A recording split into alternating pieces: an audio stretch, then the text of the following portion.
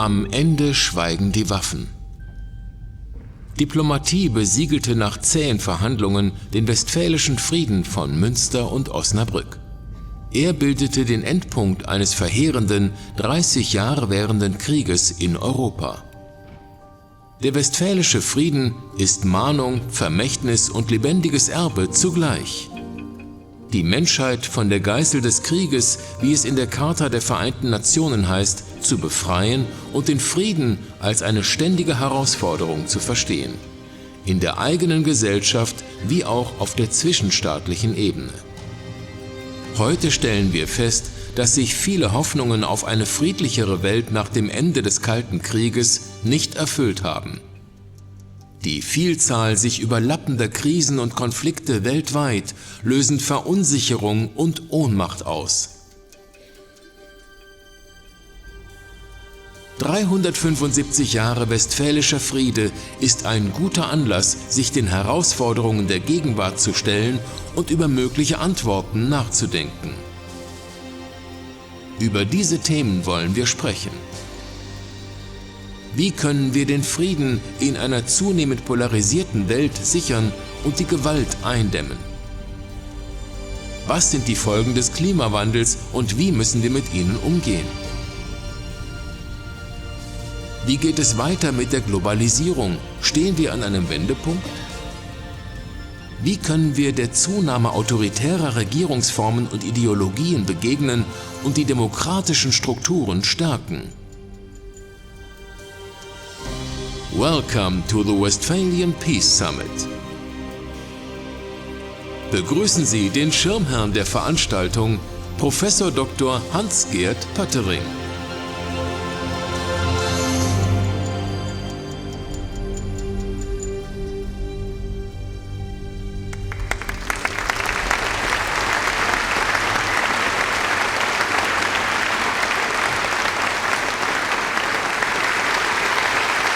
Meine sehr verehrten Damen und Herren, gestatten Sie mir, dass ich zwei Persönlichkeiten für Sie stellvertretend begrüße, nämlich die Repräsentanten unserer beiden Friedensstädte, für die Stadt Osnabrück, Frau Oberbürgermeisterin Katharina Pötter und für die Stadt Münster, Herrn Oberbürgermeister Markus Lewe. Herzlich willkommen.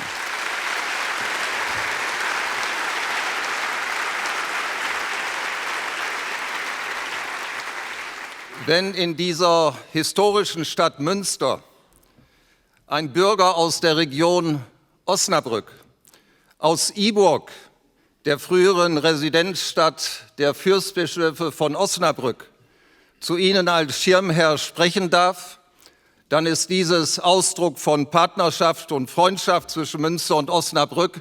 Und ich weiß dieses persönlich auch sehr zu schätzen und bin dankbar dafür, heute bei Ihnen zu sein. Iburg ist im Übrigen mit dem Westfälischen Frieden eng verbunden. Sah dieser doch für das Fürstbistum Osnabrück die sogenannte Alternation vor, das heißt, auf den katholischen lebenden Bischof sollte nach dessen Tod ein protestantischer Bischof folgen. So wurde 1662 Ernst August von Braunschweig-Lüneburg der erste protestantische Fürstbischof von Osnabrück. Da die Iburg für Ernst August und seine Gemahlin Sophie von der Pfalz nicht repräsentativ genug war, ließen sie das Schloss in Osnabrück, die heutige Universität, bauen und siedelten dorthin über. Ernst August und Sophie waren im Übrigen die Eltern von Georg I. von England und von Sophie Charlotte, der ersten preußischen Königin. Meine Damen und Herren, dem Dreißigjährigen Krieg lagen religiöse, nationale und europäische Auseinandersetzungen zugrunde. Der Westfälische Frieden war nicht nur im staatspolitischen Sinn historisch, sondern auch für die Menschen ganz persönlich. Und lassen wir den Chronisten des 25. Oktober 1648 sprechen. Ich zitiere: An diesem Tage war nämlich frühmorgens die Kunde vom Friedensschluss von Münster nach Osnabrück gelangt. Zu diesem Zeitpunkt war gerade der Gottesdienst in St. Marien am Marktplatz zu Ende gegangen. Da befanden sich viele Menschen vor dem Rathaus, als der Stadtsyndikus die frohe Botschaft verkündete. Die versammelten Menschen sollen sich vor Freude umarmt und geweint haben. Unter ihnen befanden sich viele 30-Jährige, die Frieden noch nicht erlebt hatten. Eine Sonderausstellung im Haus der europäischen Geschichte in Brüssel wird im kommenden Jahr an den 30-jährigen Krieg erinnern. Heute, 375 Jahre nach dem Friedensschluss von Münster und Osnabrück, leben viele 75-Jährige, also meine Generation, die Krieg persönlich noch niemals erlebt haben. Dieses trifft aber nur, und wir machen uns das nicht hinreichend deutlich, dieses trifft aber nur für die Menschen zu, die in der Europäischen Union bzw. ihren vorangehenden Organisationen gelebt haben und leben. In den 90er Jahren gab es Krieg auf dem Balkan. Heute ist Krieg mitten in Europa ein verbrecherischer Krieg Russlands gegen den Freiheitswillen der Menschen in der Ukraine. Und es ist unsere Verpflichtung, die Menschen in der Ukraine zu unterstützen, moralisch, politisch, wirtschaftlich und auch militärisch.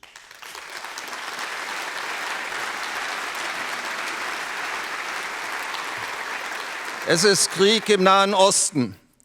Wir verurteilen den brutalen und menschenverachtenden Terroranschlag durch die Hamas in Israel.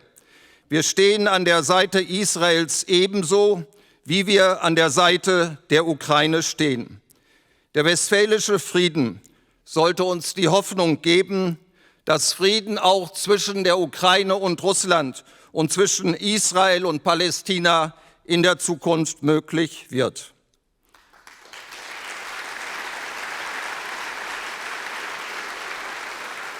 Meine Damen und Herren, der 30-jährige Krieg war gerade für Deutschland verheerend.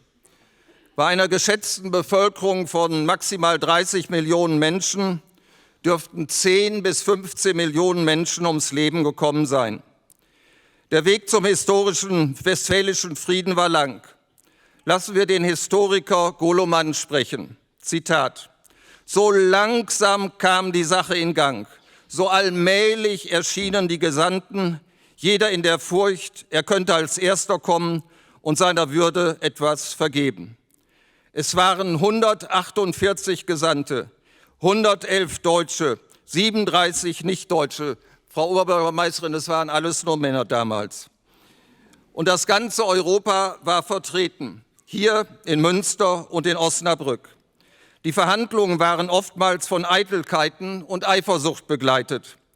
Der Gesandte des Papstes bemerkte ironisch, er würde gerne jedem Teilnehmer die Anrede Majestät geben, wenn sie nur endlich vorwärts machten. So entstand eine neue völkerrechtliche Ordnung auf der Grundlage der Souveränität der Staaten. Das Ergebnis des Westfälischen Friedens war ein Religionsfrieden, nicht die Religionsfreiheit für die Menschen. Es galt die Religionshoheit des Landesherrn, cuius regio, eius religio. Das heißt, die Bürger mussten die Religion des Landesherrn übernehmen. Und davon gab es nur wenige Ausnahmen. Der Westfälische Frieden basierte als Friedensmodell auf einem von Gleichberechtigung geprägten Pluralismus der beiden großen Bekenntnisse. Aus dieser Ablehnung eines konfessionellen Absolutheitsanspruches folgte jedoch gleichzeitig eine Säkularisierung der Friedensidee. Während man zuvor noch auf die Integrationskraft der christlichen Universalmonarchie im Sinne einer Pax Christiana vertraut hatte, wurde diese Idee nunmehr von der Vision eines europäischen Gleichgewichts durch die säkularen Mächte verdrängt. Doch dieses Gleichgewicht sollte immer wieder zusammenbrechen. 1681 entreißt Ludwig XIV., der Sonnenkönig, dem Heiligen Römischen Reich deutscher Nation, Teile von Elsass und Lothringen. Straßburg geht dem Reich verloren. Bis ins 20. Jahrhundert waren Straßburg, Elsass und Lothringen leidgeprüfte Grenzregionen zwischen Deutschland und Frankreich und wurden gezwungen, mehrfach das Vaterland, zu dem man sie nicht befragte, zu wechseln. Der Siebenjährige Krieg 1756 bis 1763, die Auseinandersetzung zwischen Friedrich II. Von Preußen und Maria Theresia von Österreich ist der Beginn eines 100-jährigen Machtkampfs um Vorherrschaft und Gleichgewicht auf den deutschen und europäischen Territorien. Als Napoleon sich nach der Schlacht von Jena und Auerstedt 1806 auf dem Zenit seiner Macht befand, sah er sich einer wankelmütigen, in sich zerstrittenen Front gegenüber. Diese Front waren die Großmächte jener Epoche, England, Frankreich, Österreich, Russland und Preußen. Zwischen all diesen Mächten war Feindschaft, offener oder latenter Krieg, ein negatives Verhältnis, welches das politische Spiel beherrschte, so Golo Mann. Heute sind die genannten Mächte mit Ausnahme Russlands und leider auch Englands in der Europäischen Union friedlich vereinigt. Aber damals, 1814-15, galt es, die Rivalität der europäischen Mächte durch Wiederherstellung des Gleichgewichts zu zügeln. Das war die Ambition des Wiener Kongresses. Von der Freiheit der Völker war weder in Münster-Osnabrück bei aller Größe des Westfälischen Friedens natürlich, noch in Wien die Rede. Aber die Menschen strebten immer mehr nach Freiheit. Die Freiheitsbewegung im 19. Jahrhundert, die Bemühungen um Freiheitsrechte machten deutlich, die Freiheit ist die Schwester des Friedens. Nur Frieden und Freiheit zusammen können die Würde des Menschen verwirklichen.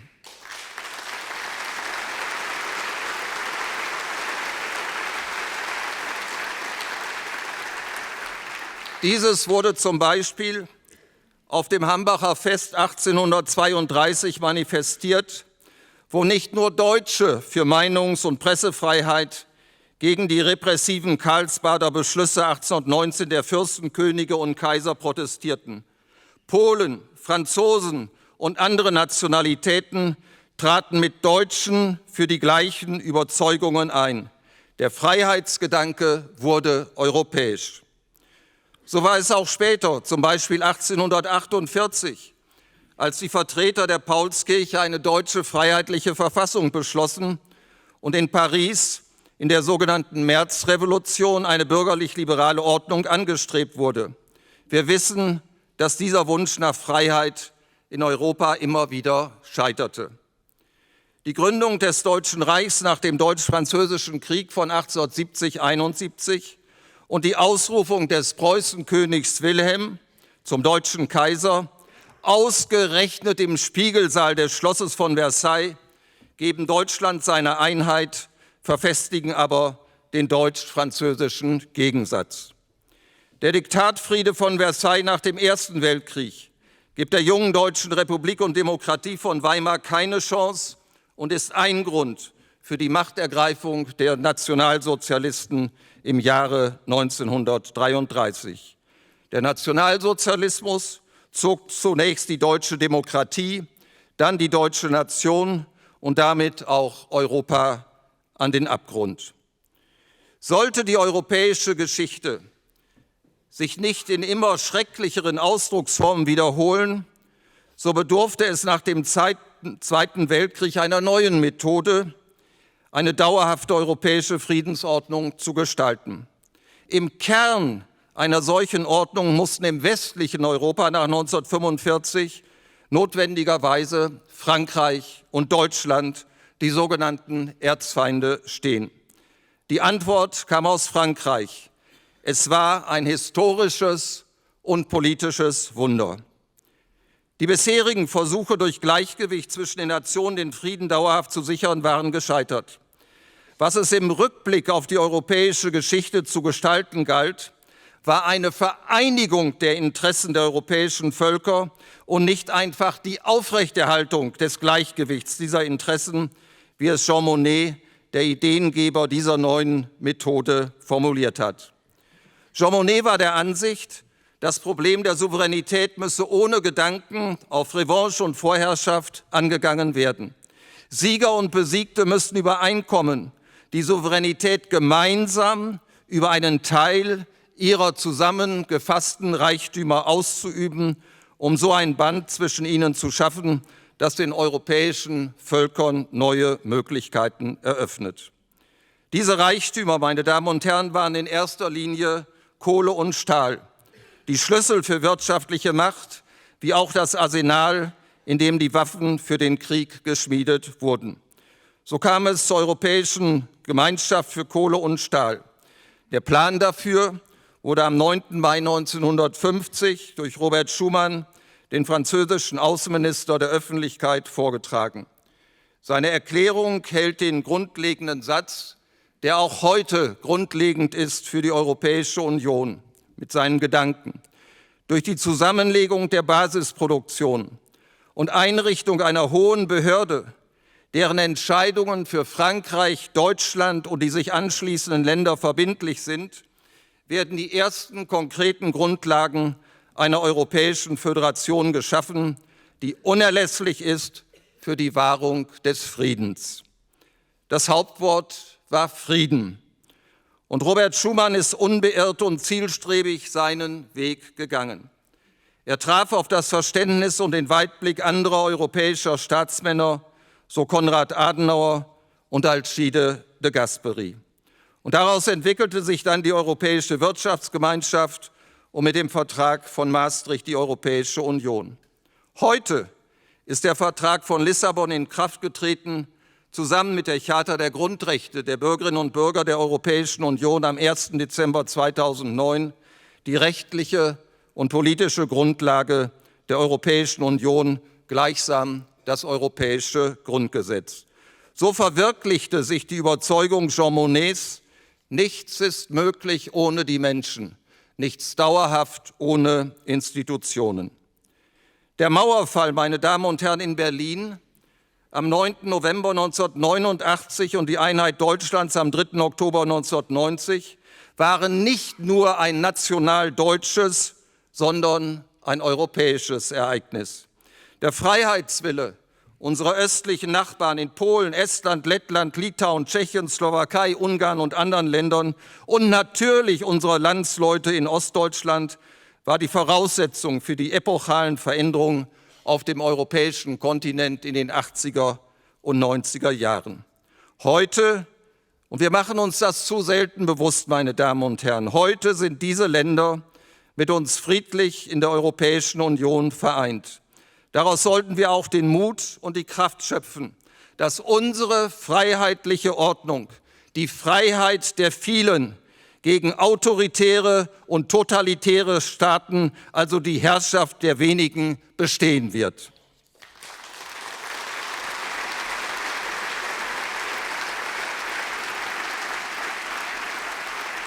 Die Europäische Union gründet sich auf die Würde des Menschen, auf Freiheit und Frieden, auf Demokratie sowie die Herrschaft des Rechts. Das Recht hat die Macht und nicht die Macht diktiert das Recht. So sichert das Recht den Frieden. Aber, meine Damen und Herren, wir sollten uns immer bewusst sein, die europäische Einigung bleibt gefährdet. Die Europäische Union ist nicht das Paradies auf Erden, aber wir sollten es wissen, sie ist der bessere Teil dieser Welt und es lohnt sich, sie mit aller Kraft zu verteidigen und weiterzuentwickeln.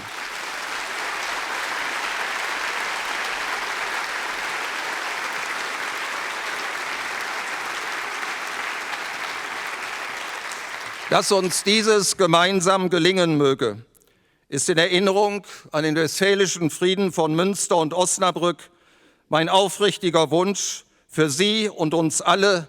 Und nun begrüßen wir gemeinsam den Moderator des heutigen Abends, Georg Restle. Herzlich willkommen und herzlichen Dank.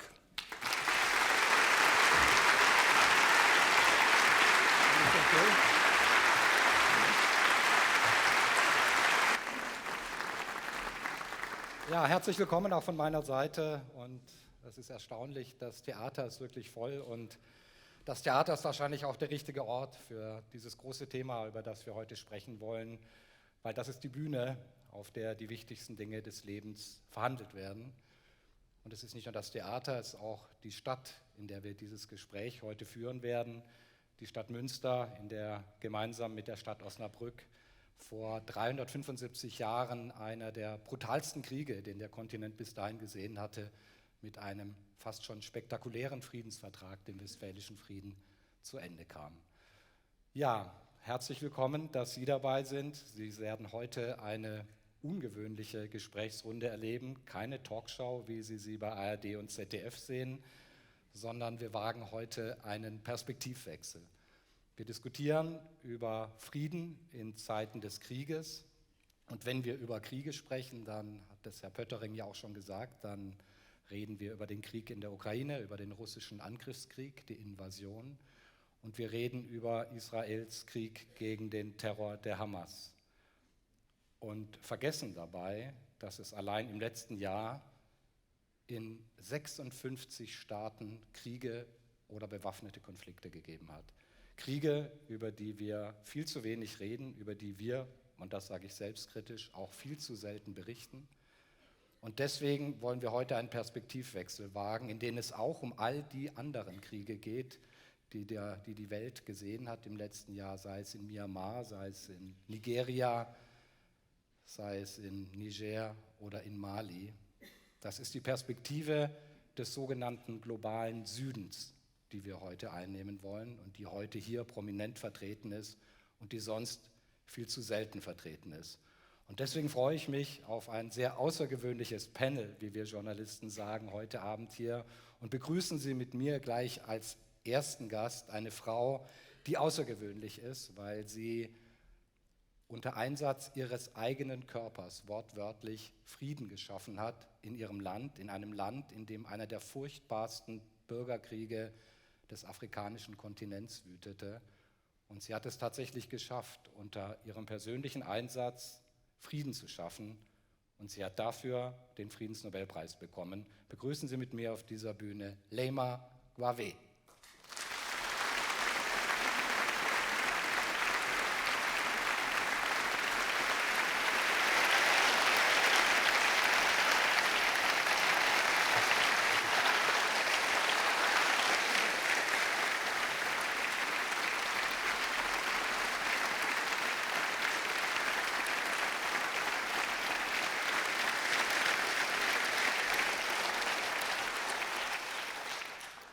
Es gibt ein Institut in Stockholm, das wie kaum ein anderes Institut dieser Welt Kriege analysiert, Kriege vermisst, akribisch festhält.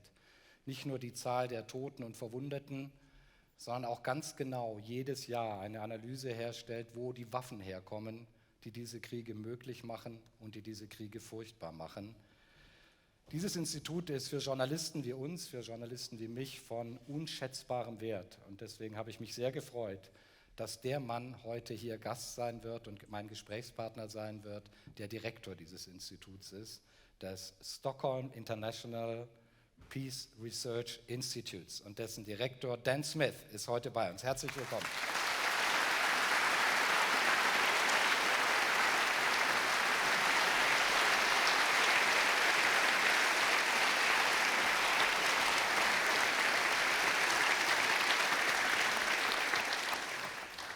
Man kann über die Perspektive des sogenannten globalen Südens kaum reden, ohne über ein Land zu reden, das zentral ist und das seit April dieses Jahres das bevölkerungsreichste Land dieser Welt ist, nämlich Indien.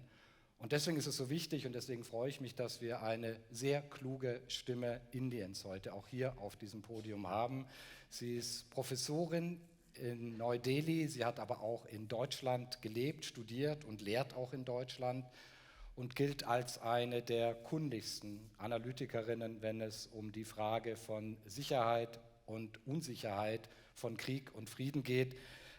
Ich muss das ablesen, weil ich das Institut und die Universität sonst nicht auswendig kann. Die Jawaharlal Nehru University in Neu-Delhi, sonst wäre ich darüber gestolpert. Und begrüßen Sie mit mir die Professorin Salma Bawa.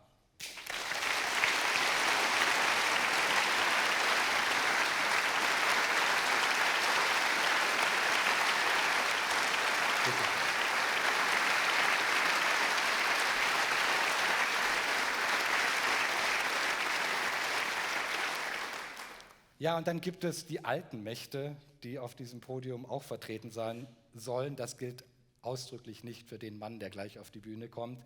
Aber man kann eine solche Diskussion kaum führen, ohne auch über die USA zu sprechen, weil es um die Frage geht, ob die alte Weltordnung, die geprägt worden ist aus Washington, nicht nur aus Washington, aber maßgeblich aus Washington, eigentlich schon zu einem Ende gekommen ist und ob wir es heute möglicherweise mit einer ganz neuen, mit einer multipolaren Weltordnung zu tun haben.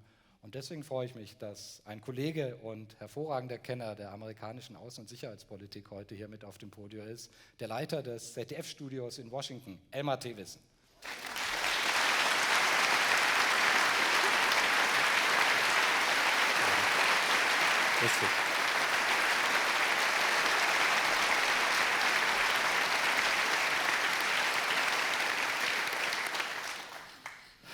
Leymah, I just introduced you as a woman who fought for peace in her own country, Liberia, literally with her own body.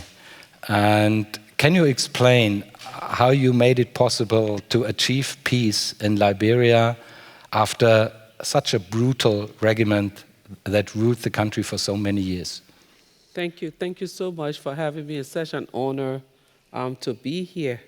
Well, Liberia went to war in 1989, and it was exactly one day after I graduated from high school. So we woke up one morning and there was news of insurgency. Prior to the war, we were socialized to believe that we were one people. Liberia has a population of Christian and Muslims, and 50% Christian, 49% Muslim, and 1% practice traditional religion. We never had any issues from where I grew up with the other religion or the other tribe. But then when the war started, we started hearing things about tribalism and all of those things. So for the last, from 17 years old until I was in my 30s, the things got from worse to ridiculous. And if you studied the Liberian War or read about it, this is a war that pregnant women, bets were placed on them by the fighters. And they would say, I know what child she's going to have. And it's a boy, it's a girl. And they would kill her and open up her stomach to see who win the bet.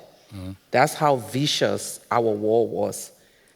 Around in the early 2000s, really and truly a group of us women had gotten so tired, we decided that we were going to make a statement. And we had only $10.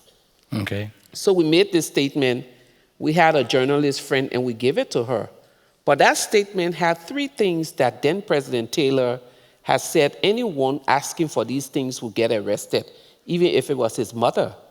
The first was immediate unconditional ceasefire, dialogue between the warring parties, and the deployment of an intervention force.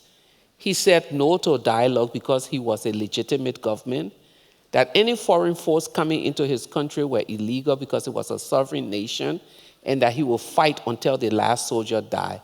So imagine, but then when we wrote this statement, unlike many statements we see, someone said, let's say women of Liberia. We said that is dishonest. 7 women can sit in a room and write a statement and claim that it is the group of women from an entire nation. So we name ourselves. And we name ourselves and publish the statement. The next day, it gained so much traction. Everyone wanted to see who these crazy 7 people were. And so the number grew from 7 to 20-something to 60-something to 200 and something. And then we started planning that we'll come out to protest. On the day we came to protest, we were over 10,000 women. This is an authoritarian government. No one was supposed to protest. We came out, they promised that they were going to shoot, kill, do whatever they wanted to do. And it was that determination that kept us. We protested for almost a year. Even after we signed the peace agreement, we protested. But one of the moments that I want to mention quickly was when we went to the peace talks, everything was stalled. So one morning, we woke up and there was a news article. This girl had just given birth, and she went outside to hang her baby clothes. 2 little boys were standing next to her, and a missile fell and crushed the 3 of them. I was reading that story, and I cried so much and decided I was going to where they had the peace talks. At that time, we were in Ghana. I asked the women to send for more women. The women came, and I asked them to sit like we're all in this room and block the exit of the hall.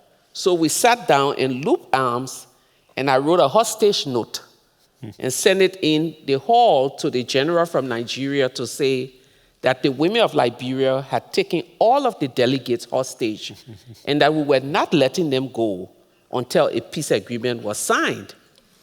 So he read it, and then he said over the overhead speaker that General Leymah and her troops have seized the hall.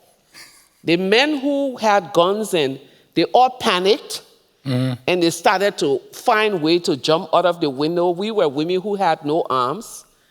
And then they said they were going to arrest me. At that moment, my socialization was challenged.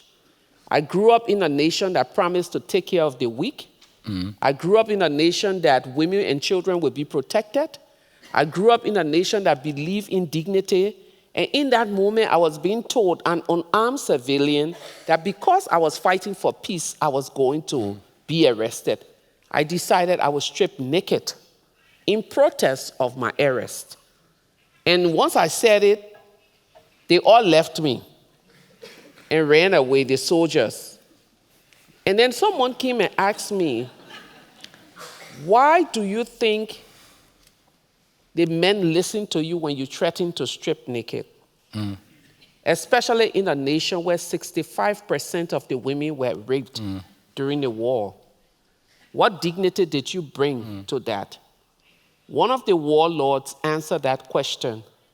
He said, in that moment, he asked himself, what have we done as men in this nation that will bring our women to the place where they will throw away the last shred of their dignity? That was the turning point of our peace agreement. 2 weeks later, an agreement was signed. 20 years later, Liberia is still at peace. But, yes.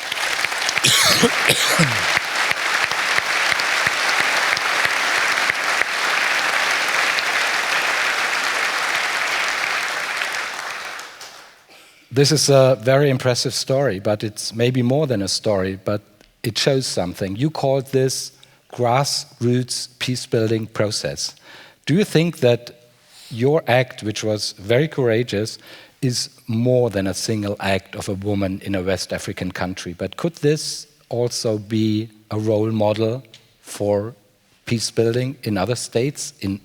What do you think? I can tell you for free that over the last 20 years, I've gotten calls from countries, places all over the world. 2015, there was the attack between Israel and Palestine. 2015, and it lasted for 14 days, if you as a journalist can remember.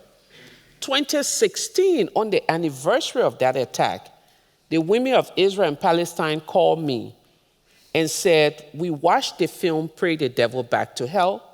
We are inspired by it, and we need you to come. So 2014, 2015, I sent a video recording to them. These women came together as Women Wage Peace. 2016, I went to Israel, and there were over 20,000 women who had come from Palestine, Israel, to advocate for peace, and they protested at the home of Netanyahu. Today, one of the best statements that I have seen as it relates to the Israel-Palestinian crisis is the statement from those women. Because for the last, how many years, almost 10 years, 9 years, they've been working together and saying that there is another way. Like Westphalia, violence and attack is not the only way. We believe that the third way for peace in Israel and Palestine is dialogue. In as much as the world everything has shattered, If you read that statement from them, they say we are not naive.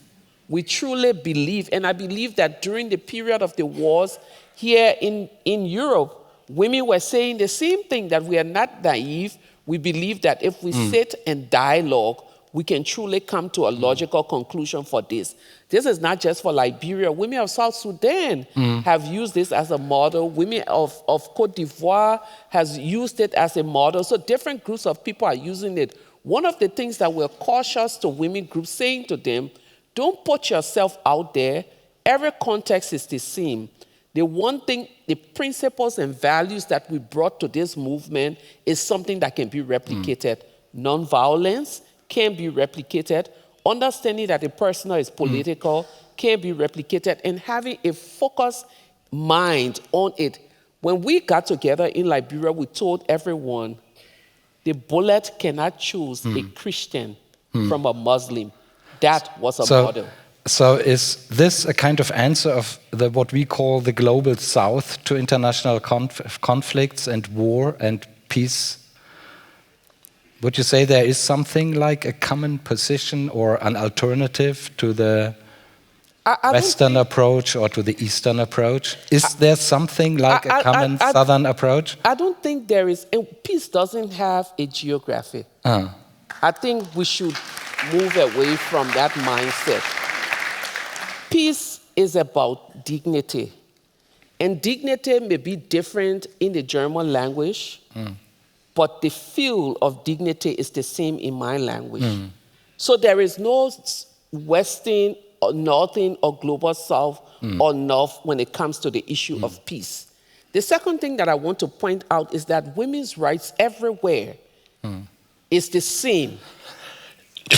War hits the same everywhere. And the reason why when I went to Israel in 2016 and continued to engage with those women till today, went to Sri Lanka, and all of the places that I've been, Libya, everywhere, the reason why it's the same is that when a mother cries for the death of her child, the pain hits the same way it hits in Liberia, in Ghana, in Ukraine. We were in Lviv last year as a group of Nobel laureates.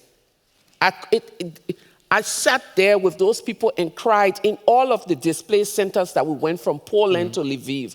And the reason I cried is because for every time I saw a piece of shit dividing a mattress, it reminded me of when I was also a refugee. So there's no global south-north to the issue of peace. There's no global south-north to suffering. There's no global south-north to women's rights, to children's rights. What we have and what we should focus on globally is our collective humanity.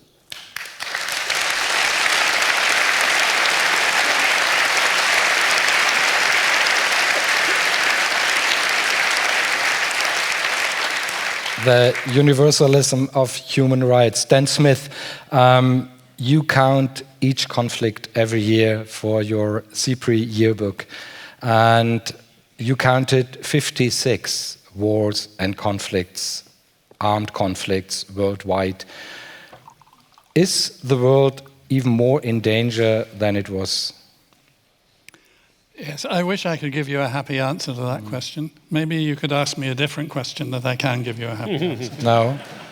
Or maybe we should just try to face the reality, because only if we look at it with two open eyes will we start to be able to figure out solutions. So the number of armed conflicts worldwide was approximately 50 in 1990 when the Cold War came to an end. It was approximately 30 in 2010. Let nobody tell you that the peace dividend after the Cold War was unreal. The zone of peace worldwide expanded. In general, wars became shorter and less lethal. There were the awful things of breakup of Yugoslavia, there was Rwanda, there was Darfur. But overall, the world, while not being sort of, wonderful from this respect, was improving. And also world military spending was about $1.5 trillion worldwide in 1990, and just a little bit over 1 trillion in the year 2000. So you've got a lot of improvement going on. In 2010, 30 armed conflicts, today 56. In the year 2000, 1 trillion. US dollars being spent on the military, now 2.2 trillion US dollars. The number of war deaths doubled in the second decade of this century compared to the first. That was largely because of Syria. And the number has gone up again. I can't make this as a precise claim, so I'm a little bit tentative about saying it, but it looks to me as if so far in this decade, the same number of people have died in war as died in the whole of the 2010s. So we are on course, unfortunately, to double again. And the number of refugees also doubled between 2010 and the beginning of this decade. So yes, we are in a perilous situation. Global geopolitics has deteriorated to a critical point. And how has the character of these conflicts changed in your eyes? It sort of fluctuates and goes around a little bit. One thing, of course, and if you look at the war in Ukraine, you see this, is the technology is shifting. So we're talking much more now about drones and long-range missiles. But also, if you look at what is happening in Ukraine and the lines of defense that have appeared, a general from the First World War would recognize both what the Russians have done in the southeast and what the Ukrainians have done in the north, which has made the Russian counter-offensive go so slowly. It was thought, I think, by many people at one point that in the 1990s, for the first time, we were seeing the majority of wars being internal. But since 1945, in fact, most wars have been either anti-colonial wars and then after that, internal civil wars. So that has been the dominant form. There's been less interstate war, but as we learned from the war on Iraq in 1990 and again at the beginning of this century, and as we see now and as we have seen between Armenia and Azerbaijan, interstate war has not gone away. I think what has changed in recent years, which makes this all so concerning, is that for a period of time it seemed that the international community, through the UN and with the UN Security Council acting in a way that was relatively united, was able to manage many armed conflicts and bring them to a break, get a peace agreement, and then let actual peace building happen. I mean, I think it's very important to say that peace doesn't end. You haven't completed the job when you've got the peace agreement. When you've got the peace agreement, you've got a chance now to go on and build peace. And the UN was getting quite good at that. And then the politics have turned poisonous, and the UN Security Council isn't able to act that way. And people in localities, in different countries around the world, are paying the price for that. So if you look at the classic mechanisms of peace building at the UN Security Council, which is actually blocked by vetoes, as we have seen in the Ukraine war, when we see the military operations in countries like Mali that failed dramatically, when we see the rise of private military groups taking parts in conflicts like the Wagner Group financed by Russia in a lot of African countries, what would you say? Has the Western approach or the old approach of peace building come to an end? No, I don't think it has at all, but I think that it is clear that some of the peace operations which were given the label of peace operations, some of them, not by any means all of them, but some of them have been power operations. So that would be how I would diagnose the situation in Mali, for example. I don't think that French-driven initiative to get UN forces into Mali was actually about bringing peace. I think it was about securing French interests.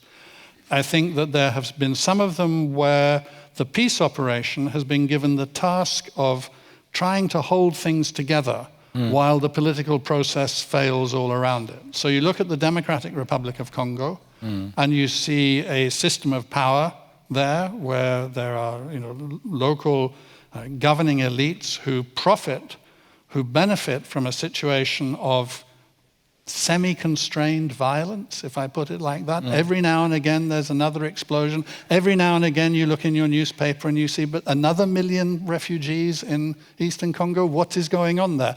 And the answer to what is going on there, unfortunately, is the same thing that happened last year and the year before. And the UN peace operation in Eastern Congo has not managed to end that conflict or resolve those conflicts. It just manages to limit the damage enough.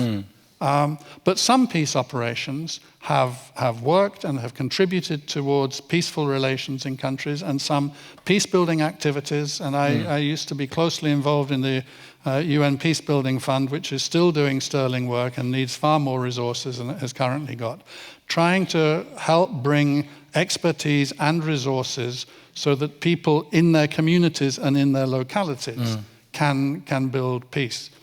And if you ask, I don't know if you ask someone like me, but certainly if you ask me what keeps me going when I have, for longer than I care to remember or even confess, have been studying these problems, what keeps me going is actually that when you work with people in localities, whether that's in Armenia and Nagorno-Karabakh or in Bosnia or in Northern Ireland or indeed in Liberia where I've worked, or DRC, you get the inspiration which you just got from listening to Leymah tonight. Thank you so far.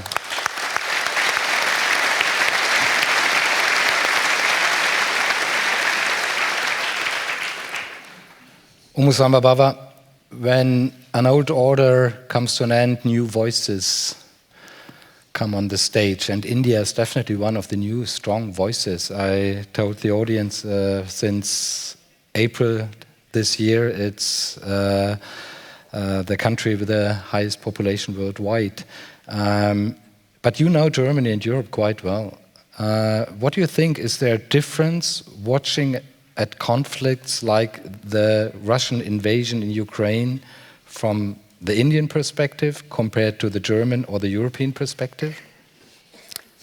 So, before I start, guten Abend, Stadt Münster, und vielen Dank für die Einladung, hier zu sein. Now, that's dangerous. That's dangerous because everybody expects you to speak German. I can tell you she really speaks German very well. Das war eine kurze Werbung, nach Indien zu kommen. But we agreed on having this in English now. So, thank you so much for the question. When an old order is going and a new is being born, I mean, I would think that we are living in transition times. We are living in long, extended transition times when what one has known more explicitly here in Europe and here in the West does not seem to produce the kind of result one has been used to in the past. And that's the first important thing to remember. I think we also are looking at the end of a long-known era of peace in Europe, in the way interstate problems were managed in Europe. I think it's important for the audience here to recognize that while war may not have been on the headlines here in Europe, war never disappeared in the southern part of the hemisphere. War has always been around. The UN Charter also gives the state the right to self-defense, which translates to the three-letter word war. But in very different ways, it's happening. Where does that put India? Or rather than present, what is the point of view of the Indian state, let me just position it and say why what has happened in Ukraine does not resonate the same way. And I think it's important to understand that as the first headlines broke out and what came through was that this was a war between democracies and autocracies. That is how it was presented. And isn't it like that? It isn't as simple as that. I wish the world was so simple as Dan was saying, and we could all go out and have the next cocktail. It's not. I think it's far more complex. It doesn't recognize the reality of the countries which are in the southern hemisphere. It doesn't recognize that the problems are not just a binary of the good versus the bad, although that's the way it is presented. It is expected that the audience are not so much wise enough, and so if you create a binary, I think it's a very disturbing way of looking at something which is embedded in international law, and what happened was a violation of territorial sovereignty. We're talking about the Peace of Westphalia, the trinity which comes out of it about territory, sovereignty, and law. But wouldn't you say there is some difference between Russia and Ukraine, just to ask you that? I mean, I know both countries. I lived in Russia and I've been to Ukraine quite often. And I would say, yes, there is a kind of opposition.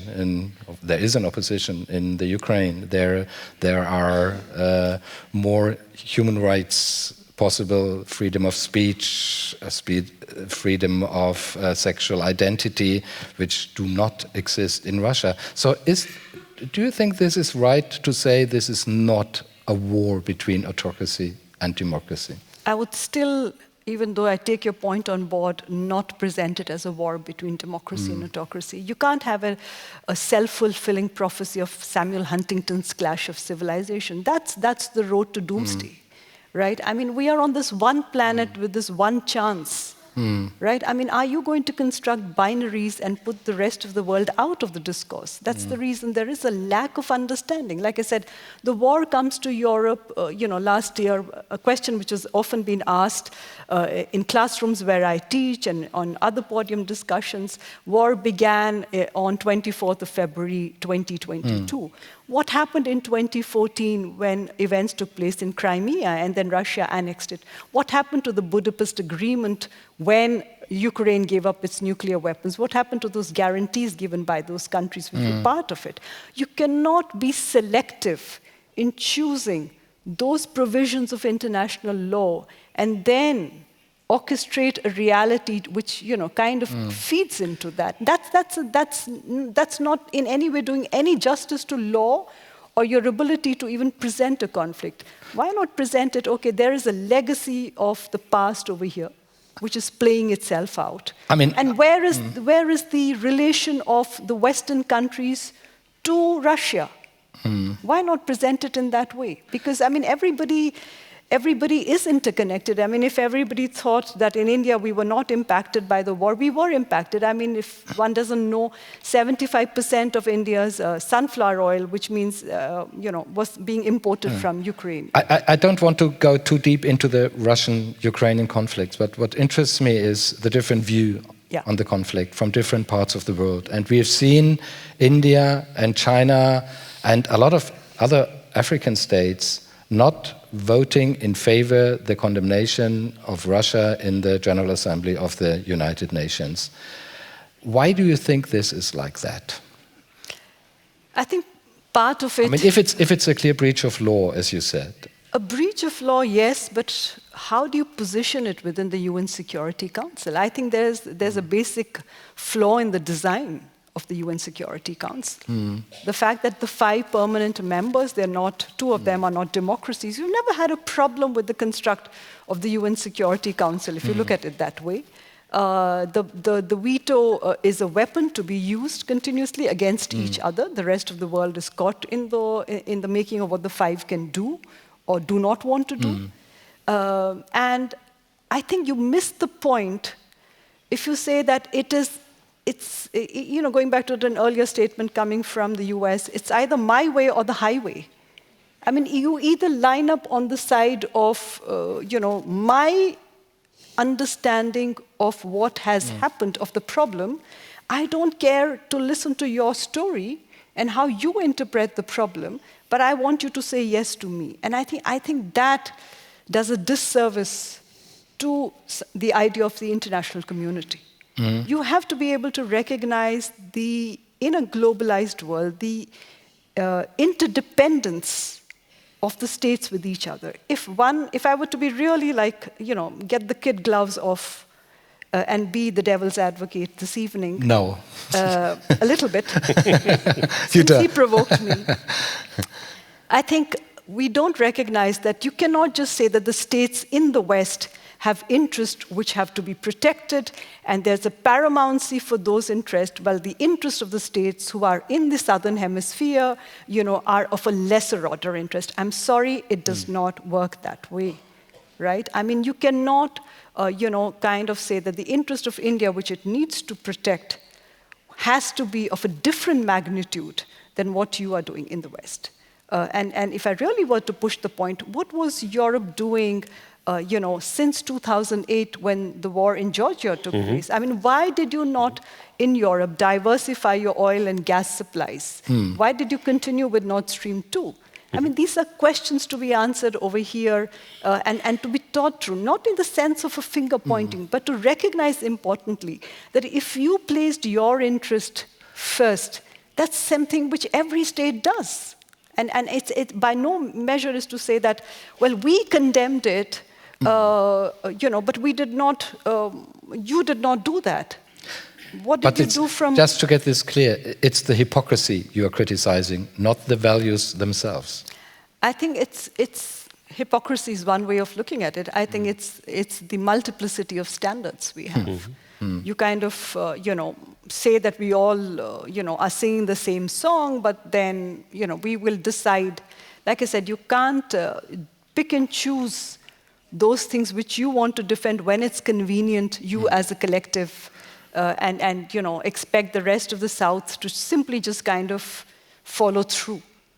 But you wouldn't say that the Declaration of Human Rights, that the covenants for civil rights and all the international treaties on the common good, you wouldn't criticize them. You would criticize that they are misused for wars. I think what we have as a UN Charter, our collection of rights, are both to be seen as documents which are products of history and aspirational statements for creating a better world. And then there's the long journey in the sense of moving from the Charter in 1945. Today is also the UN Day. It's a time to, kind of reconnect to global multilateralism. Germany celebrates 50 years of being in the United Nations. That's another big milestone as we celebrate 375 years. So I don't think fundamentally we have given up on the idea of working together. I think it's in the mechanics of working together, right? And I think that becomes more and more clear.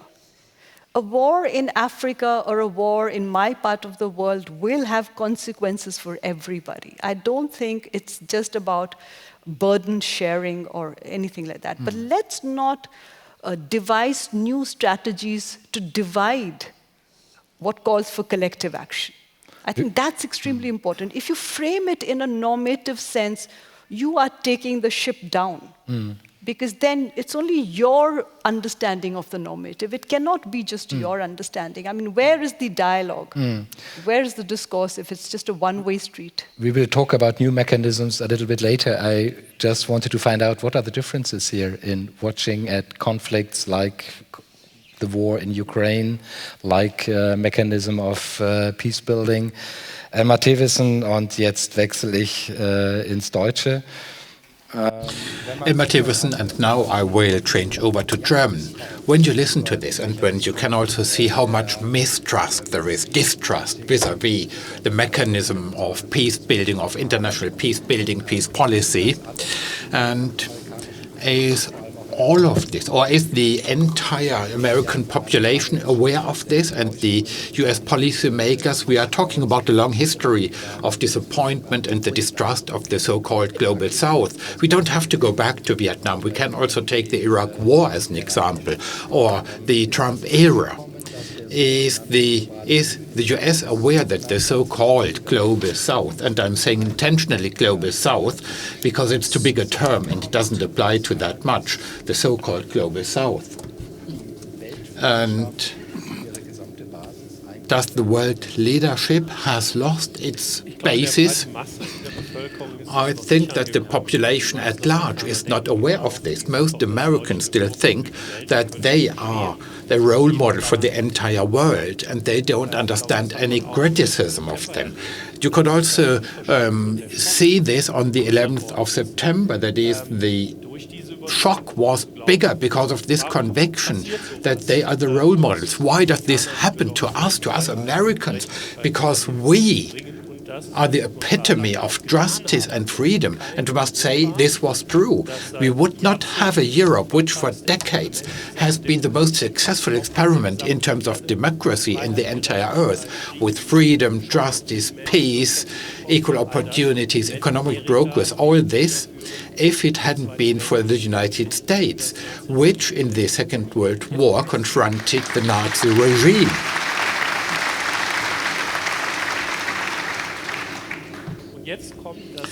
And now I'm coming to the more interesting point of this. The US population is not as far as you have just been saying, but at least some of the politicians are, and above all, Joe Biden. And I'm here to, also explain the role of the United States. So this old man is coming in, and I think I can call him that. So he goes to the G7 summit in Cornwall in 2021, telling the world, and he was telling everybody, he said, America is back, first of all, and many people said, but for how long? And there is still this concern. And the second thing he said is, we are in the struggle between democracy and authoritarianism. So he painted this big picture of opposites because he wants a binary world, good against evil. But what is so crazy about this, and I myself believe, I think we have already talked about it today, I believe that he is right.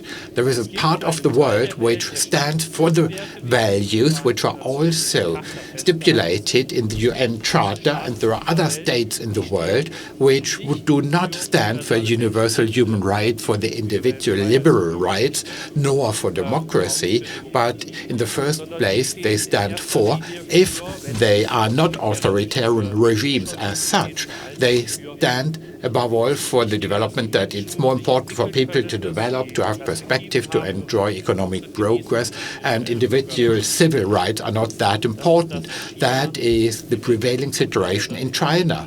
And now, and then I will be finished with this introduction, then this old man comes in saying, yes, I do understand this, but nevertheless, this doesn't allow us to give up the values which we have had since the Second World War, which are enshrined in the UN Charter. And all of you are right that far too often the US itself has violated these rights, but I, the old man, has the idea that at long last we comply with what we together agreed upon.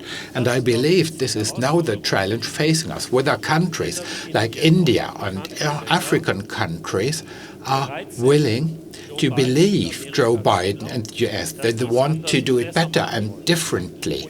And it would be better to ask the US for commitment and to make sure that the World Security Council abolishes the veto, though it's no longer in the hands of some few. We should expand the number of the members of the Security Council. But will this be up to the US, the BRICS states, or the BRIC Plus states, that is including African nations and other nations of the so-called Global South? All of a sudden there is a different view, a different opinion being voiced.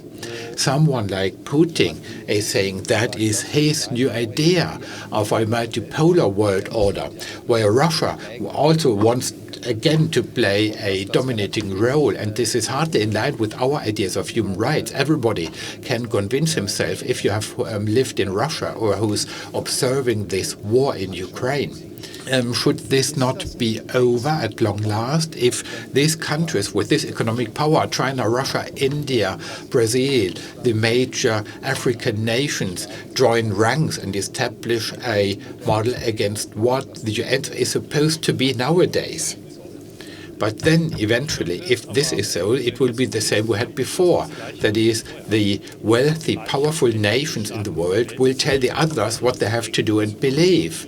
And thus, with a strong economic power, as the US in the past, and China more and more so, is exerting pressure on the neighbors, can blackmail them with their economic dependencies. And wouldn't it then be better to say, okay, we really want this to be taken seriously, what it says, territorial integrity, sovereignty, the right of self-determination, and not to believe that when Xi Jinping and Vladimir Putin are standing next to one another in Moscow on the stage and say at their press conference that above all they want the UN Charter to be respected, which also stipulates that civil casualties in a conflict are a violation of international law. And while they are standing there, people in Ukraine, women, children and men are being murdered. So these double standards on the one hand to make this clear, and then to ask the others for commitment, the West and the G7 states,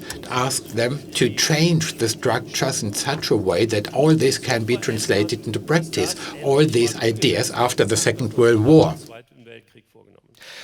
How big, Leymah, do you think is the temptation for African states or Western African states to join something like the BRICS states? Well, do you think that the people in African states or the governments in African states see this as a solution, as a new opportunity to be heard? Well, I can't speak for the governments of the African states, but I can definitely speak for the people. And I think for the last years or decades, Africans in general have really been looking for a new order of things, an order wherein the system worked for them, that the young people of our continent are not dying on seas because they can't seem to find jobs or other things. So I think whichever system or structure works for them, that's the aspiration of those on the continent. This morning, I was talking to Marcus, and we were talking about the recent coups on the continent of Africa. And one of the things that I said to him was that until democracy begins to work for people on a daily basis, and that's why I believe that peace is not just the absence of war, but the presence of conditions that dignify the lives of all. Until democracy begins to work for the people on the continent, coups that we thought was a thing of the past are now beginning to seem like a desirable thing for the people because our governments are not responsive. So is it democracy or is it social welfare? Is it social cohesion? What is it actually? So why do we think that Europe and other parts of the world has democracy? Because it's responsive to the needs of their people. Why don't the young people of your country agree to take an AK-47 and $500 to create havoc on their communities? Because they have a system that is responsive to them. They can go to school. When they're sick, there's health care. At least there's a vision that when I finish my university, there's jobs somewhere for me. On our continent, in many other parts of the continent, it's not just about welfare.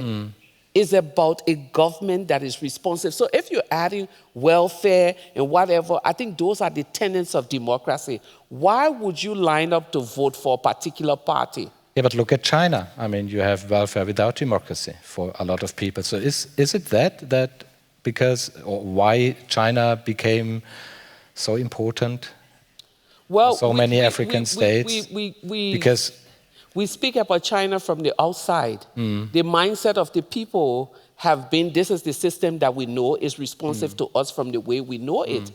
Many African leaders, or those in the past, I lived in Liberia for decades. When I was growing up, I could dream of becoming a pediatrician. I could dream of going to school and being somebody. The average Liberian 17-year-old can only dream of leaving Liberia to either come to Germany or to go to the US or other places. Why is that? Because over time, governments have not been responsive to the needs of the people. So when we talk democracy, democracy is not just abstract. And today we had that conversation. The problem with our world today is that we do everything minus people. Yeah, because this is so interesting for me. What is the new common ground for a new multipolar world order? I mean, what is it? Is it the understanding of human rights we had so far? Is it getting rid of poverty? Or is it something else? What do you think, Dan?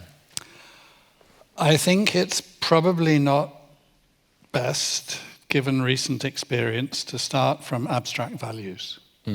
Because if you start from abstract values, speaking from Europe or from the USA, you move very quickly into that territory where we have not, as governments, that we have voted for because it's democratic. So just as governments are answerable to us, we are in a way accountable for, en masse, for the governments that we have chosen.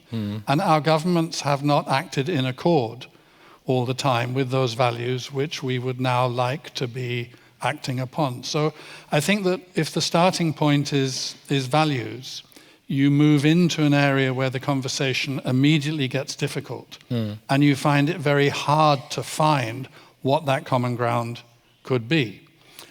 So I think that the common ground is somewhere else, but it certainly has to do with peace and prosperity and well-being. I think that the values are important then are not necessarily the abstract ones like rights or even charity. Freedom of virtues. expression. I think they are more relational ones. So one of the most important things is that we have a dialogue, right? There's an old cliche, which is that the good Lord, whomever we think the good Lord might be, gave us 2 ears but only 1 mouth for a reason. And we should listen twice as hard as we speak. We should speak as...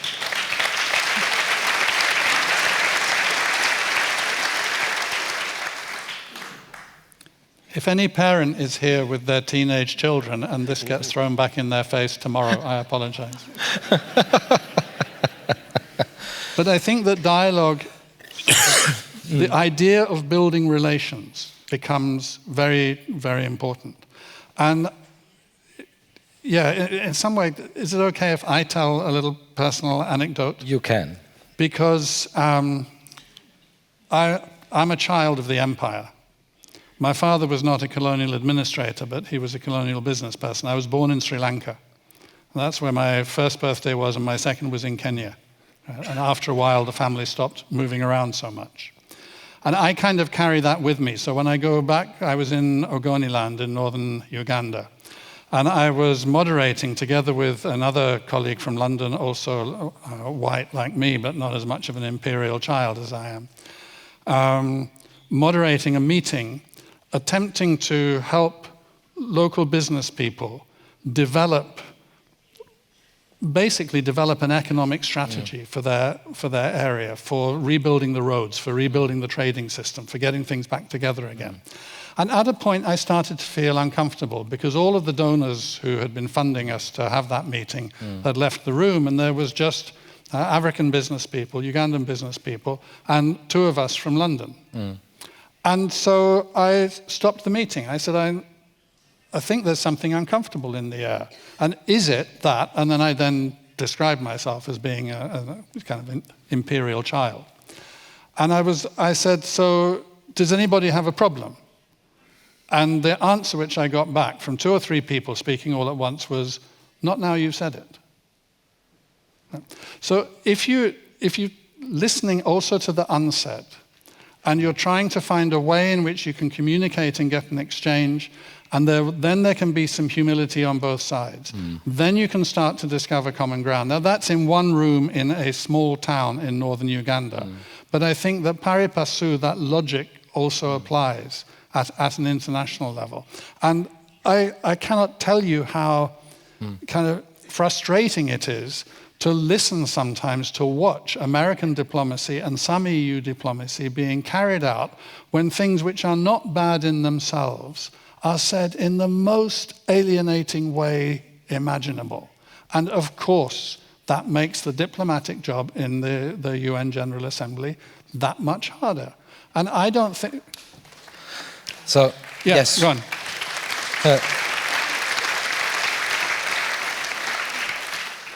So we do not listen enough.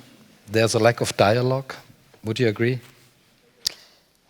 I think if you intend to construct only one story. No. And the world is full of stories. everybody's experience is unique, is to be celebrated, is to be interwoven to a tapestry of what constitutes this planet. And it's high time we recognize that we, sit and listen to each other. That what Westphalia stands for, as we came through from yesterday evening, that, a 30-year war was broken through by a dialogue between parties. And that is the only way forward. But it's also important to recognize that, while we have dialogue and while we discuss, the reality is unfolding in very different ways. And when it unfolds in very different ways, it is but natural to be afraid of the consequences which come through. Because it means that the political stability that one has known and experienced, that is not going to produce the kind of results it has done in the past. And in that process, you've got to engage with that unknowing thing.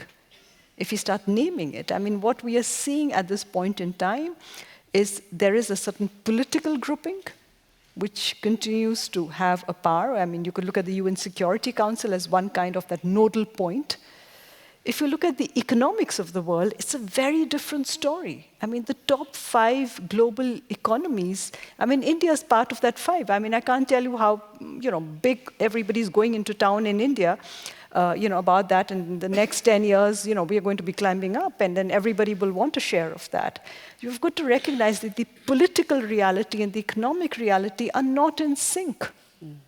And that the agenda making of the politics is not going to be followed by economics, right? I was saying this in another context, and I say it again over here.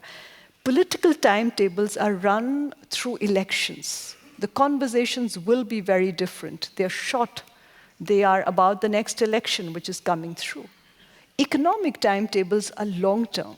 Businesses, are investing for the next 30 to 40 years. Just because policy changes at a political level, economics cannot turn this large cruise liner 180 degrees north and just go immediately because politics has changed. So in between that is a third point we are not recognizing, where we all are interconnected. Forget the politics and the economics, it's the transnational. One pandemic was enough to shut the world down for 2.5 years. I think brought the point home in such a poignant fashion that we were not in conversation with each other about global public health. And then what we saw was vaccine nationalism. What we saw was not recognizing that you can't leave half the world, unvaccinated. Where was the conversation then? We really didn't have a conversation.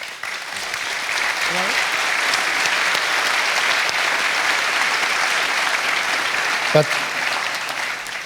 But if you talk about the different speed and the different timetable between the political agenda and the economical agenda, there's a new player coming in, or there's a new challenge coming in, and that's called climate change. That means that the economic and the political speed have to come together when we want to resolve this global problem. So what do you think, what role can climate change and the policy against the climate change play in a future world, especially when it comes to security and peace? So, climate is not something which is happening tomorrow. It's happened yesterday, and we're living through it.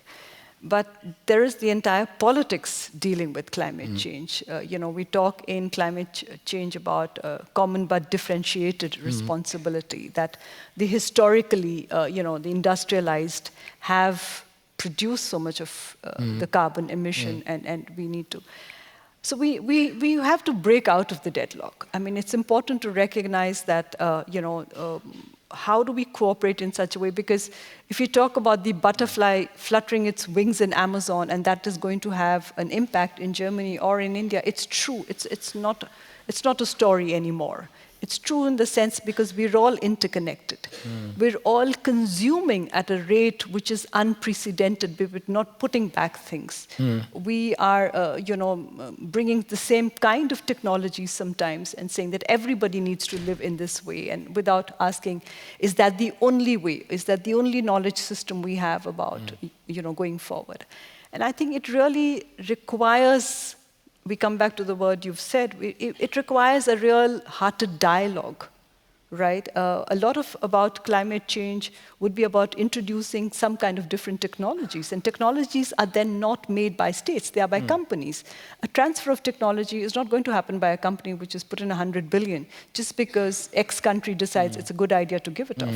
We will have to think differently, more creative and innovatively, bring about a PPP, a public-private partnership.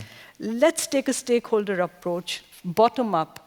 You know, I mean, you just pointed out, Madam, about peace is not about a certain geography. Peace is also not just an idea to be defended.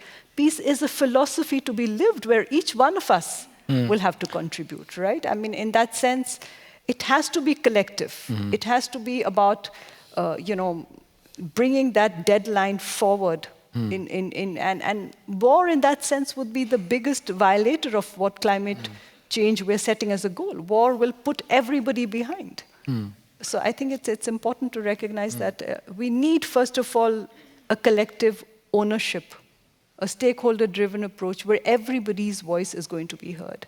At this point, when you have a formal climate dialogue, you're also having the NGOs having their own parallel track, which means there is no conversation. How would you organize this on a global level? And what are the platforms for this? What are the institutions for this? Well, it would require another invitation to Münster to come. It's not the UN. It's not within the United Nations. No, I think. In UNEP and all the programs. No, we have very good programs. What we are not seeing is, you know, that if the right of growth, if that is the way it should be articulated, was. The right of growth cannot just be for a limited few countries, right? The kind of economic philosophy has led to manufacturing going to the global south. The financial, you know, the COVID has, you know, brought attention to supply chains. We're talking about nearshoring, friendshoring, homeshoring, all of that. But in all of this, I think we've got to ask a fundamental question. Are we thinking collectively or are we thinking selectively still about small groups? Which means then we're again, you know, creating small groups of bandwagoning and saying that this is better than that. As long as Europe is protected, you know, I don't care what happens in any other part of the world, and that's the difficult part.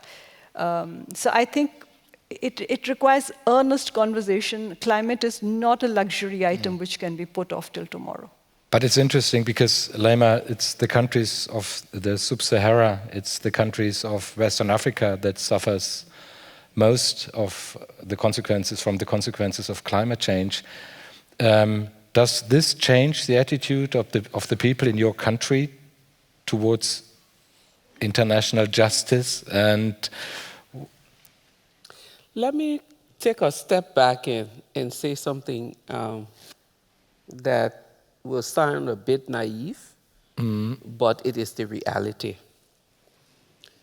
Most often when we have these global conversations, there are several levels. I would say two. The level that is there about the climate, gas, emission, and all of the things that is talked about at the COPA meetings. And then there's the reality on the ground for the ordinary people. And that's the reason why I continue to stress people. I tell everyone that I feel like I'm one of those who's really blessed that I can work at the local level, national, regional, and be at places like these. So I'm able to see. Just last week, I was in one meeting and we're talking about the same climate. And the issue on hand right now is that people have to make priorities for their lives and for their livelihood. So if you go into a small rural community or even into some national areas and ask them conversations about climate, the first thing they will ask you is, what about education? What about women's rights? What about health care? So let me, again, can I quickly tell a story? Yeah. After the war ended in Liberia, we went to the World Bank. Group of us women.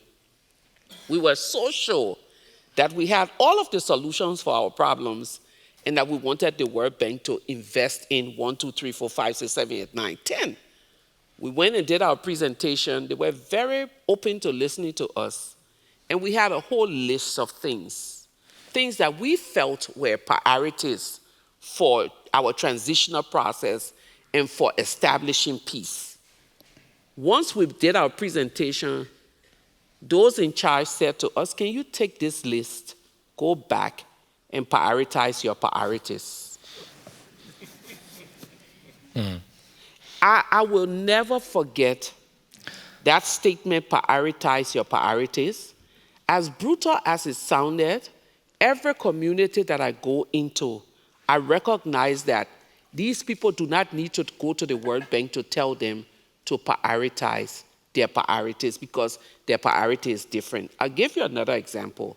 I'm sitting at a meeting and someone asks me, how can we end the energy crisis in the world? The first thing I said to them, that was unfair. I still have to figure out ending the energy crisis in my country. And by energy crisis, it means me having electricity. And in the moment that I was sitting on that global stage for 5 months, we didn't have electricity. For 5 months, my house was the only house in my community that had light because I could afford $30 every night to power a generator for 12 hours. I tell all of these to let you know that when we're talking global justice, global climate crisis, and all of the different things, at the level of the ordinary people, millions and billions of them, is about how do we survive through this day. And so when I talk about democracy being responsive to our people, it's not about social giving, it's about making life possible for these people on a daily basis. No mother in this room can imagine going to give birth in a government hospital in Germany, and that she will be arrested in that hospital and stay there for 3 months because of her inability to pay for the gloves that were used to deliver her. But these are the things that people are dealing with on that continent on a daily basis. So until we see those basic things happen for them, we cannot elevate the conversation to go to climate. If you go into a community where they have whole trees and the forest, the country is depending on it. If you ask them, can we cut all of these trees? They will gladly accept it, especially if it's going to respond to some of their daily needs. I'm not asked.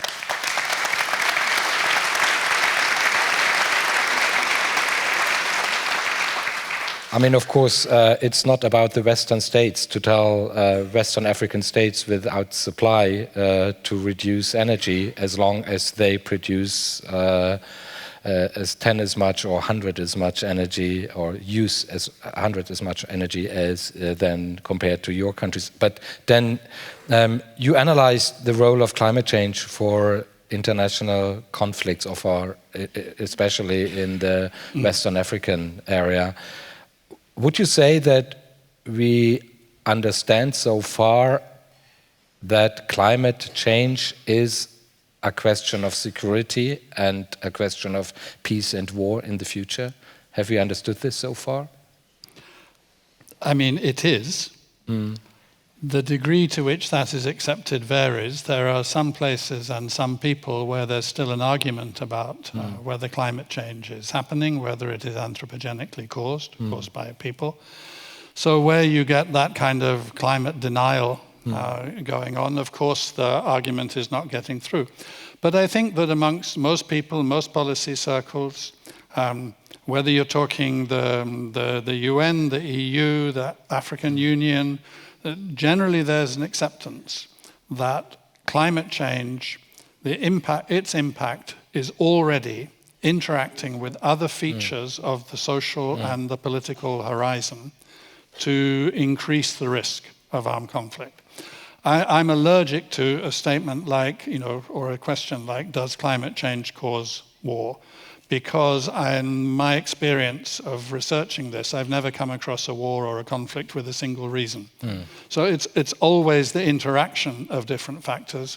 Sometimes you would say that along with what is happening in nature, it's a failure of governance. which is at stake. Sometimes you would say that the governance institutions are there, but the resources or the communication or some other aspect is lacking. But yes, climate change is a big factor in our security. The only thing I would add to that, still in the spirit of both eyes need to be wide open as you look at problems, is that it's not just climate change. The ecological crisis that we're facing goes far beyond climate change. We quite often talk about climate change in an abiotic way, by which I mean not paying enough attention to the biosphere and what is happening in that, where it's not just that we're losing many species. I think people know about biodiversity loss and the loss of numbers of animals, but we're also seeing other species which we don't really like so much thriving. And the invasive species are also part of the problem. Air pollution is linked to climate change. Air pollution is linked to medical problems, behavioral change, and increase in violence. So there is a whole, if we're talking about a rethink, there is a quite big rethink that we need. Along the way, I would say that there is no problem in this rethink in really going forward with ensuring, I forget what the figure is it something like 800 million people lack daily access to electricity?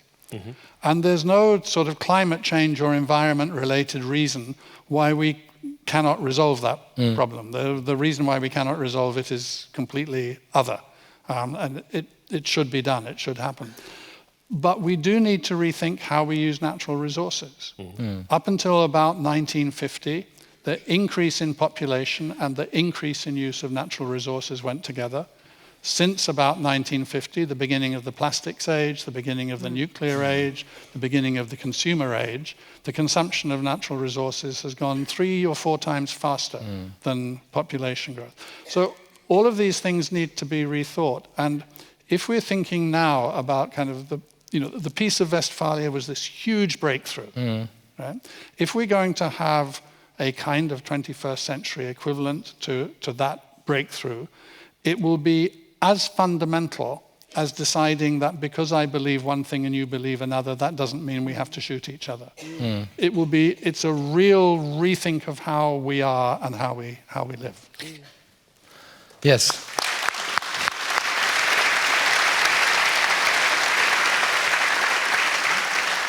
And if you take, if I may, Georg, you can direct answer. I just wanted to ask you. Take this example, access to electricity. I think we really, as you pointed out, we need to listen to countries in Africa and other parts of the world, what they need for their population. So not on the abstract level with regards to values, but a very concrete, specific thing. But then we can bring in values by cooperating, doing projects together. And give you an example, in Senegal, 2 years ago, we took a look at the project that it's funded by the US in part, but listening to the government of Senegal, how do you bring electricity to rural areas? And then you can maybe do it in a way that even is sustainable much more by, in very remote areas, use solar technology. Invest in huge solar and water power projects in those countries. So you can do that.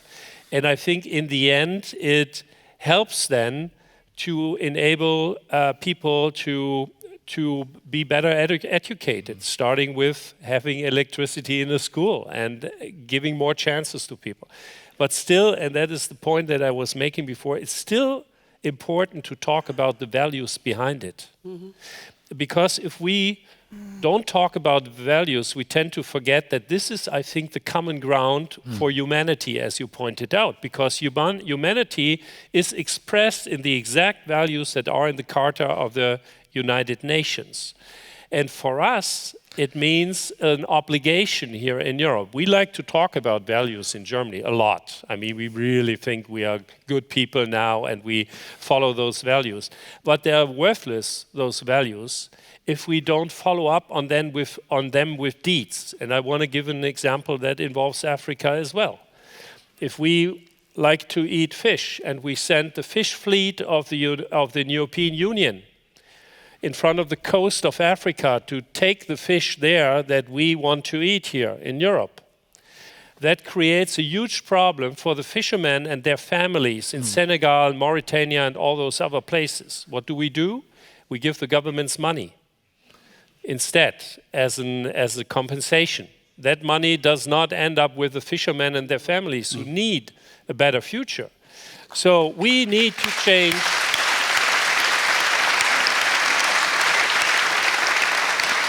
So we need to change our behavior in order to live up to those values, which includes the Ukraine, by the way. As you pointed out, after 2008 or after 2014, we should have started to not use cheap energy anymore and sacrifice the rights of the Ukrainian people just because we wanted to have cheap energy in Germany.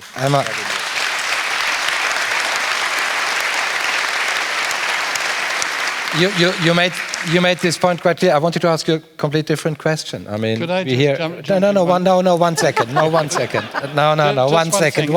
One second, please. 1 second. Because this is so important and we do not have enough time. We are talking about dialogue, we are talking about listening, but we do have a complete different development in states like the US and in the European countries, and this is called nationalism rising. We have America first, and we have maybe President Trump coming back in office in 2 years. What gives you hope that all this rethinking, that all this dialogue-orientated new thinking will become successful in the Western states, especially in the United States? I think the same mechanism is at work right now that you pointed out before. If a government is not providing people with what their needs are, what they need in order to be successful, then the dissatisfaction grows and the fertile ground grows for extremism. And that's a truth not only in other parts of the world, but in Europe and in the US as well. This Trumpism in the United States is based on dissatisfaction of so many people who are fed up with the Republicans and Democrats because they saw their future going away to other parts of the world, they thought. And so what Biden is interesting enough trying to do, the same thing. He's trying to provide for the people by revitalizing the industrial base in the United States. So in order to be a good example and in order to help other parts of the world with creating a future, we also need to take care that the infrastructure here, the digitalization, the basic needs of people in Germany and in other places are addressed, and I think that is the same for people everywhere. So it's...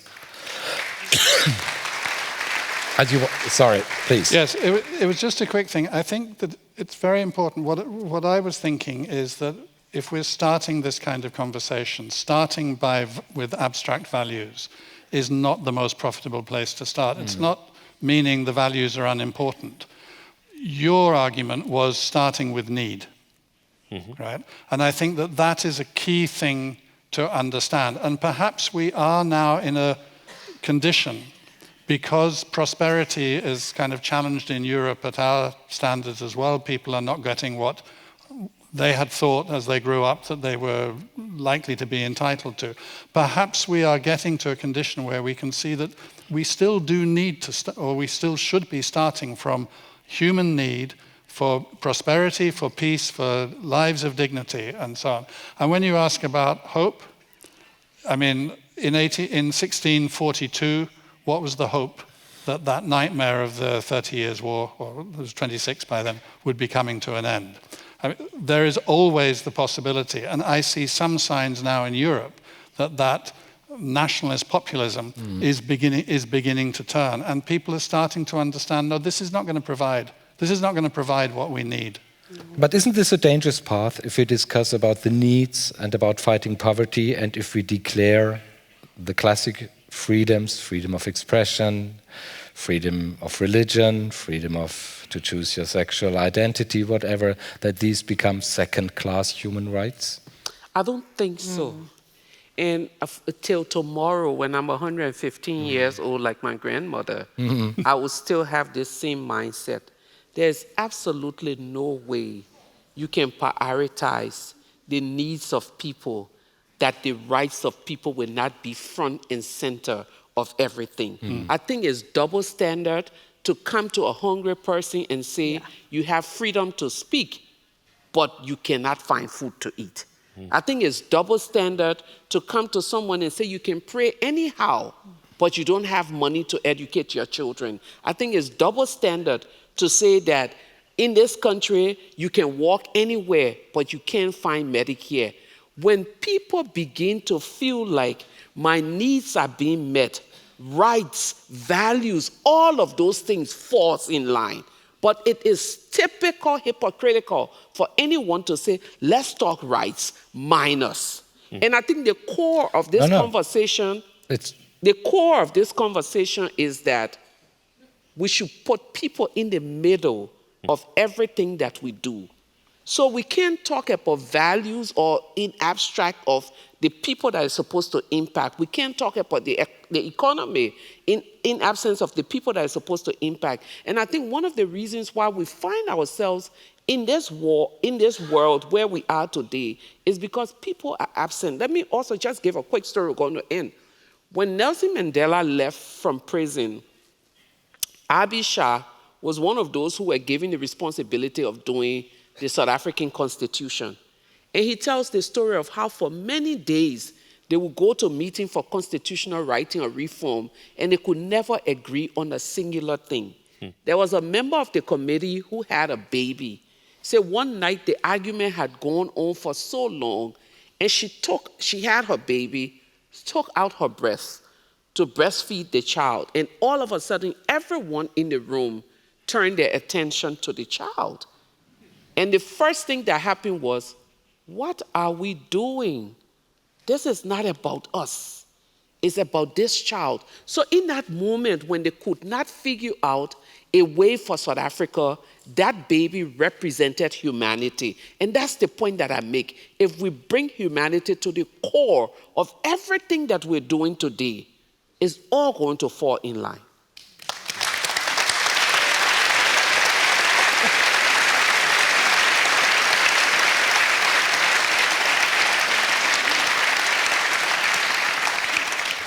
You agree? That would be a hard act to follow.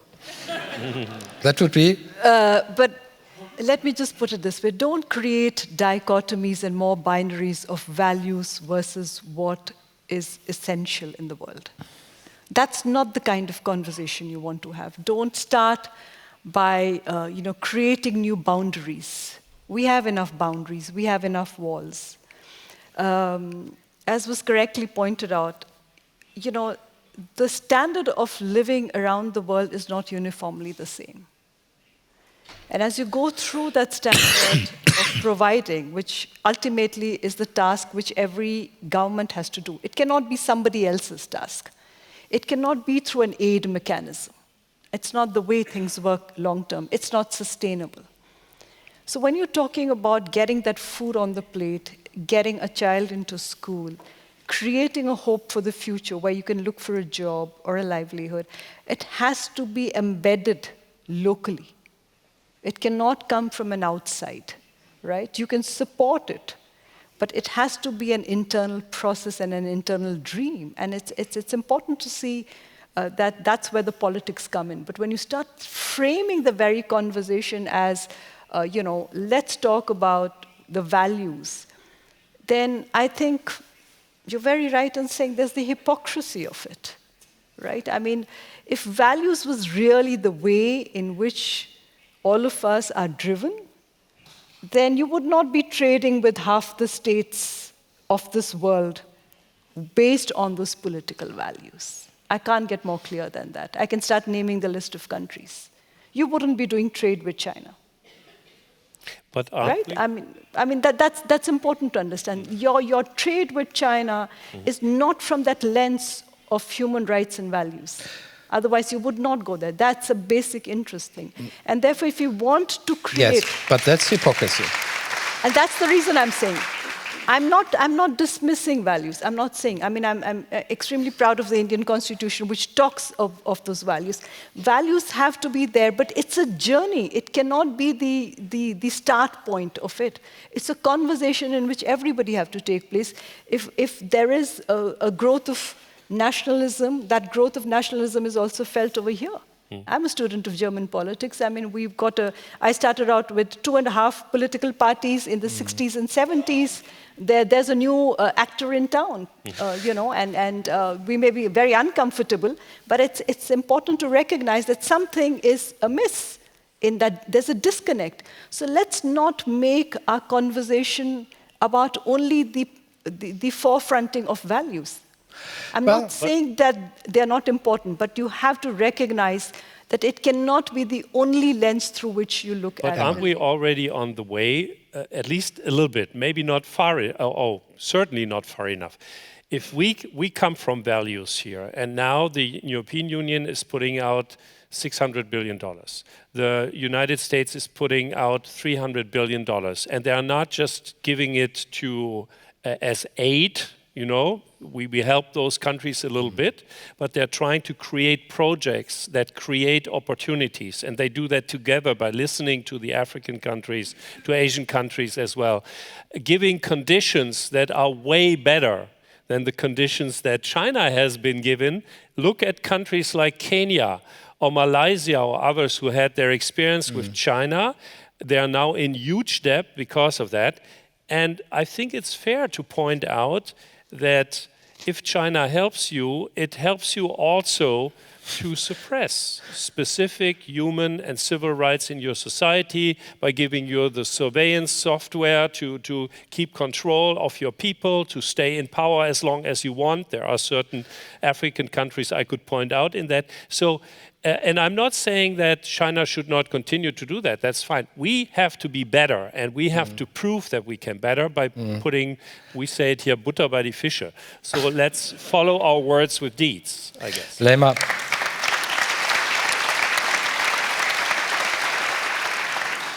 Leymah, when you are traveling back to Liberia and somebody asks you, what are these guys talking about? What are you going to tell them? Well, the one thing that brought me here was my fascination with the Westphalia peace, that after 30 years of war, people were able to sit down for 5 years and be committed to a cause. But as I leave from here, even as you've asked me this question, I also want to ask you all this question. Whose values are we transferring? That's my question.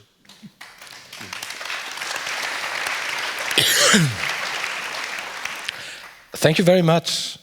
Wir sind am Ende angekommen dieser. We have now come to this end of this very exciting, interesting discussion, which has shed some light on similarities but also differences. And the most important message is the message of dialogue. And it's not only a question between North and South and East and West, but also a question of the resolution of conflicts in general.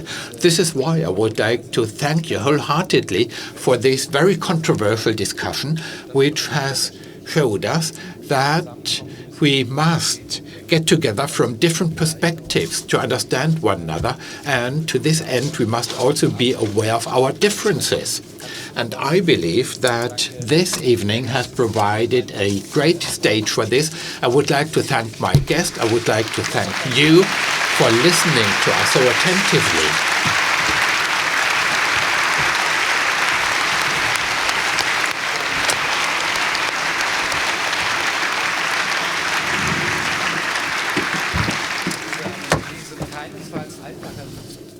For listening to this conversation discussion, which has been anything but simple. And I have always defended human rights and the universal human rights. These have always been very dear to me, and I do hope that this will not be lost. And we are not talking about some arbitrary values, but, and I think there is agreement on this, we are talking about the most important value, that is human dignity. And this is also number one of our German constitution. And if we struggle for this, all of us together, then we might also succeed in also transferring the spirit of the Westphalian peace to the world. Thank you very much indeed.